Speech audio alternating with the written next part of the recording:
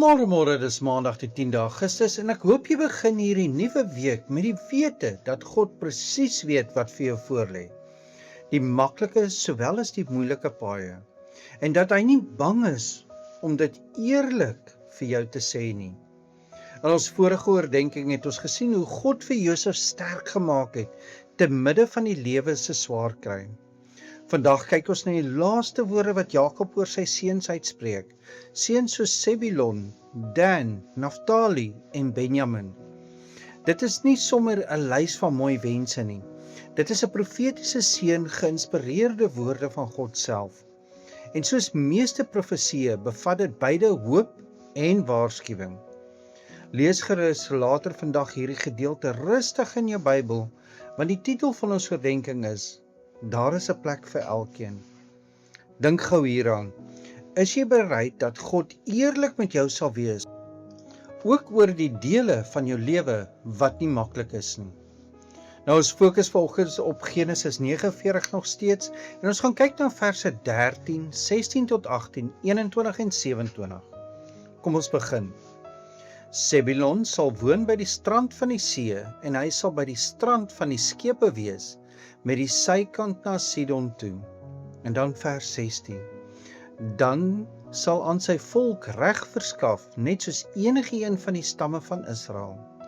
Laat dan 'n slang wees op die weg, 'n horingslang op die pad, wat die perd aan die hakskene byt, sodat sy ruiter agteroor val. Dan vers 18. Op u verlossing wag ek, Here. En dan vers 21. Naftali is soos 'n wolfsbok so vry, hy wat mooi woorde laat hoor. En laastens vers 27. Benjamin is 'n wolf wat verskeur. In die môre eet hy sy prooi en in die aand deel hy byt uit. Maar kom ons kyk na vers 18.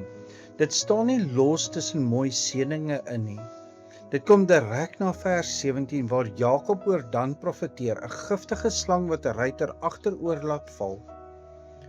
Jakob onderbreek amper sy eie profesie met 'n kort uitroep van afhanklikheid. Op u verlossing wag ek, Here. Stel jou hierdie familie voor. Sebulon kry die see. Dan kry die slangbeeld.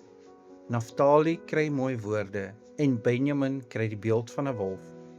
4 stamme, 4 baie verskillende prentjies. En kyk mooi na hierdie laaste beeld. Nie net 'n dapper vegter nie, 'n wolf wat ons herinner dat krag ook vernietigend kan word wanneer dit nie onder God se heerskappy leef nie. En hier is die groot waarheid vir jou Maandag. God ken jou pad, nie net soos iemand wat toe kyk nie. Hy het jou pad van ewigheid af beskik, as die soewereine God wat elke dag van jou lewe reeds in sy hand hou. Net soos Jakob nie vir sy seun se vals prentjie geskilder het nie, verberg God ook nie die moeilike dele van jou lewe vir jou nie. Maar, soos Jakob, is die enigste veilige plek om te staan, nie in ons eie insig nie, maar om saam met hom uit te roep, op u verlossing wag ek, Here. En hoor hoe mooi wys hierdie 12 stamme met al hulle verskille en al hulle gebrokenheid vir ons vorentoe na Jesus. In Openbaring 7 vers 9 kry Johannes 'n gesig van die einde, 'n groot menigte wat niemand kon tel nie, uit alle nasies en stamme en volke en tale. Hulle het gestaan voor die troon en voor die lam. En Johannes sien 12 poorte met die name van die 12 stamme daarop. Soos Openbaring 21 vers 12 vir ons sê, en later, in Openbaring 21 vers 25, hoor ons dat daardie poorte bedags nooit gesluit sal word nie. 12 baie verskillende seuns, party met 'n harde toekoms voor hulle. Se name staan uiteindelik op die poorte van 'n stad wat nooit weer sal toemaak vir sy volk nie. Nie omdat hulle dit nie verdien het nie. Josef self sê dit later vir sy eie broers, die broers wat hom kwaad aangedoen het in Genesis 50 vers 20. Want julle het wel kwaad teen my bedink, maar God het dit ten goeie gedink om te doen soos dit vandag is, om 'n groot volk in die lewe te hou. dieselfde Jakob wat oor Dan se slangtoekoms moes profeteer, is dieselfde Jakob wat uitroep, op u verlossing wag ek. En daardie verlossing waarop hy gewag het, sien ons uiteindelik vervul in Jesus, die Lam van God, wat in ons plek die straf gedra het, wat ons verdien het, wat sy bloed aan die kruis gestort het vir ons sonde, en opgestaan het uit die dood. Deur geloof in Jesus word jy ingelyf in sy volk, sy kerk, nie alleen nie, maar saam met almal wat ook op hom vertrou. En jou plek in sy toekomstige koninkryk berus nie op jou eie prestasie nie, maar op die genade van Christus alleen.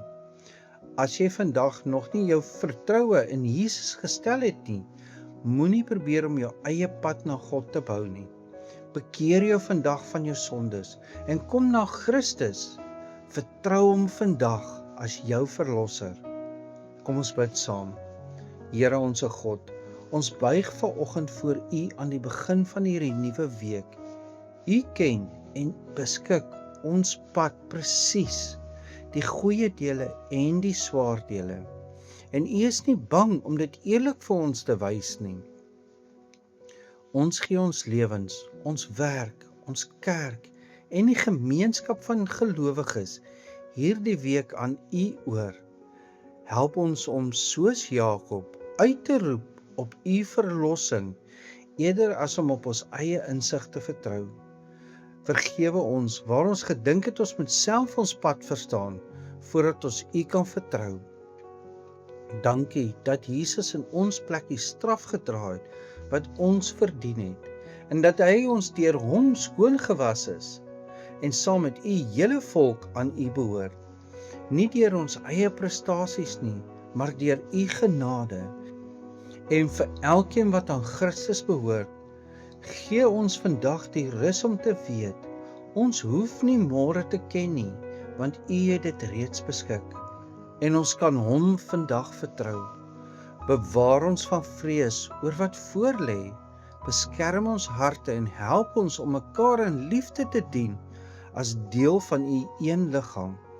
Ons bid dit in die naam van Jesus Christus, deur die kragtige werking van die Heilige Gees. Amen. En onthou, jy is dalk die Bybel wat iemand vandag moet ontmoet. As jy vandag iemand teekom wie se pad hierdie week donker lyk, moedig hulle aan.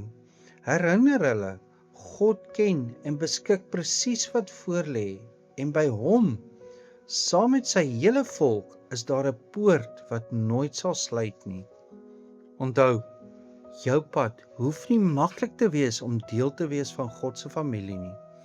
Roep saam met Jakob uit, op U verlossing wag ek, Here. Ek hoop jy het 'n geseënde Maandag en 'n mooi week wat voorlê.